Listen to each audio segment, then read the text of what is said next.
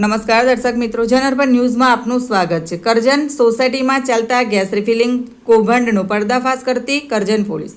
શહેર પોલીસને બાતમી મળી કે ગ્રીન પાર્ક સોસાયટીમાં રસીદ પટેલ ગેરકાયદેસર રીતે મોટી બોટલોમાંથી નાની બોટલોમાં ગેસ રિફિલિંગ કરી રહ્યો છે। કરજણ પોલીસે ગેરકાયદેસર ગેસ રિફિલિંગ કૌભાંડ ઝડપ્યું। ઘરમાં જ મોટી બોટલોમાંથી નાની બોટલ ભરાતી હતી। દરોડામાં ગેસના બોટલો રિફિલિંગનો સામાન જપ્ત કરવામાં આવ્યો।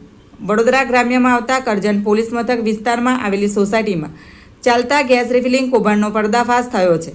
પેટ્રોલિંગ દરમિયાન સર્વેલન્સ સ્ક્વોડના જવાનોને બાતમી મળતા દરોડા પાડવામાં આવ્યો હોવાનું સામે આવ્યું છે।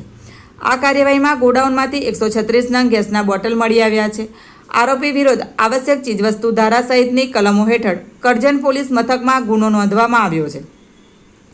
આ કાર્યવાહીના પગલે ખોટું કરનારાઓમાં ભારે ફફડાટની લાગણી વ્યાપી જવા પામી છે।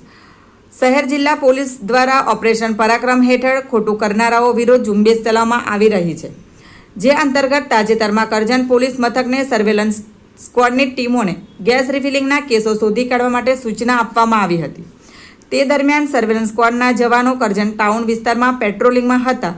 તેવામાં પોલીસ કોન્સ્ટેબલને બાતમી મળી કે ગ્રીન પાર્ક સોસાયટીમાં પોતાના રહેણાંક મકાનમાં રસીદ મુસાભાઈ પટેલ નામનો શખ્સ ગેરકાયદેસર રીતે મોટી બોટલોમાંથી નાની બોટલોમાં ગેસ રિફિલિંગ કરી રહ્યો છે, જેના આધારે સર્વેલન્સ સ્ક્વોડની ટીમોએ ઘટના સ્થળ પર દરોડા પાડ્યા હતા।